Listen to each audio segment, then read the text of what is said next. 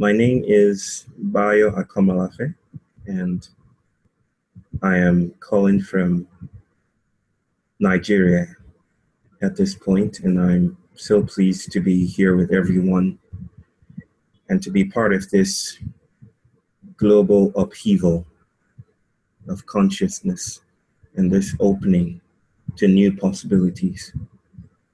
I've been invited to share a bit about the theme of bearing witness to decolonizing consciousness. And I will be reading from my new book, which is called These Wilds Beyond Our Fences, Letters to My Daughter on Humanity's Search for Home. I would introduce myself as a father because it's my most precious identity.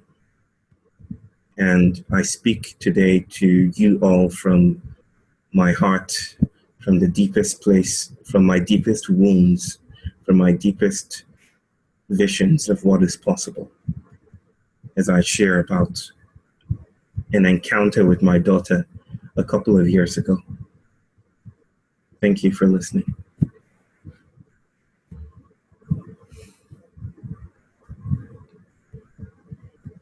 When you were 2 years old, you took me by my little finger and dragged me out of the house we were staying in while we were in Richmond, Virginia, with your aunt, Ifoma. You wanted to swim in the pool at the center of the residential estate. That morning, I had made a conscious decision to let you lead me anywhere you wanted to go. We waved goodbye to your mother and left the house, your determined gait pulling us in the direction of the watery goodness ahead. When we didn't make a right turn to the pool, I realized you had missed the way. But an implicit aspect of my promise was to follow your lead, even if that meant going in the wrong direction. So you continue to run ahead in the direction of a nearby lake while speaking animatedly about swimming in the pool. As we approached the lake, you stopped dead in your tracks. "Remove your shoes, Dada," you said. So I did. I liked to walk barefoot, so it was just as well. But I didn't expect what was to come next. "Where are my shoes, Dada?" you said, as if it were a natural thing for a 30-year-old man with size 45 feet to wear pink sandals that hardly protected his toes. But as you already know, I did. And then you slipped your little feet into my own flip-flops and reinitiated our journey. At this time, I could sense the first restless stirrings of the politics of adulthood as I struggled with feelings of embarrassment. Moments later, we were standing by the lake at its loamy edges, watching the ducks, the faint ripples occasioned by their gentle retreat. We simply stood there, both of us. You, by my right hand, just stared at the serene body of water. Small innocent seconds rolled into uncomfortable minutes. At some point, I wondered whether this might be a good time to chip in a fatherly lesson or two, or to connect with you in a deep way, anything to fill the disturbing void of silence that had enveloped us. I tried to talk, but you shut me down. "Dada, don't talk," you said, with a cavalier eminence of a 2-year-old.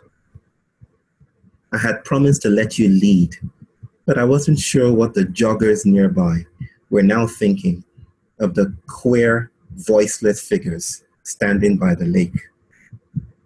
Then I heard birds.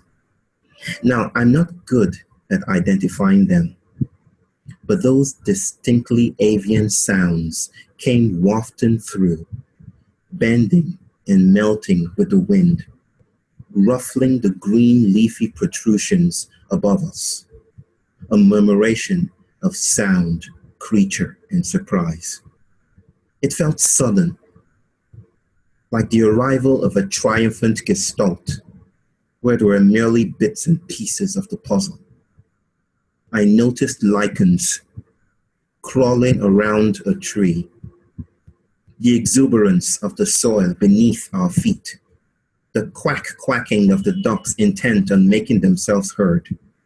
It was a soft aha moment.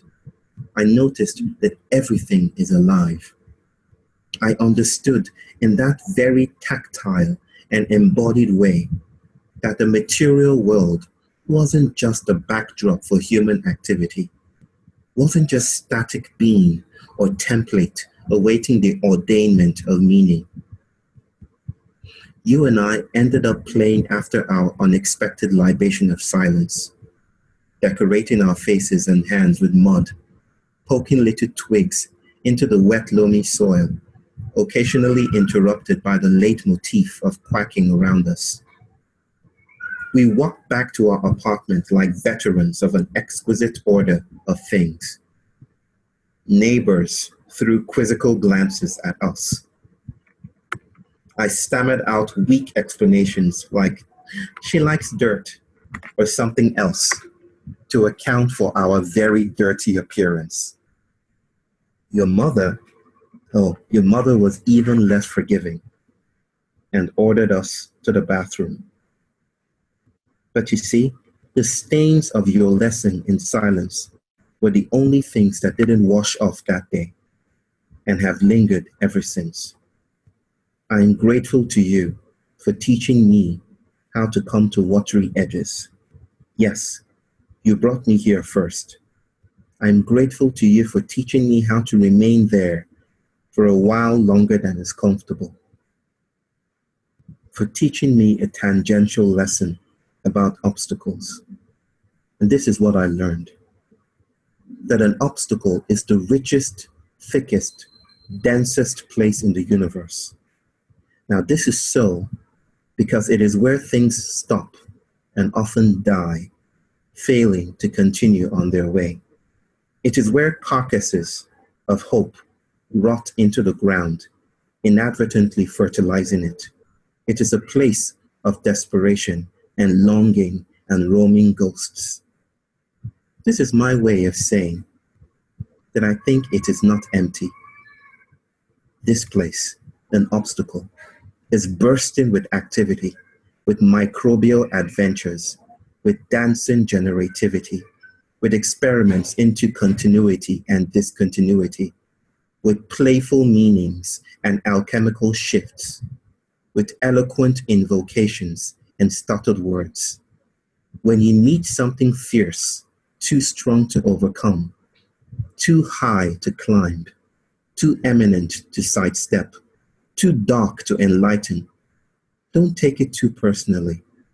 You have merely met an antibody whose sacred task is to challenge you, discombobulate you, disfigure you, and introduce you to the strange vastness of your family, a larger commonwealth of becoming. Just as soils chastise seeds and cocoons imprison caterpillars, obstacles are the universe's hubs of unspeakable creativity, redeeming us from tired victories, from the banality of crossing the finish line, from the soundtrack of getting everything we want, and especially from the hubris of thinking we are in control.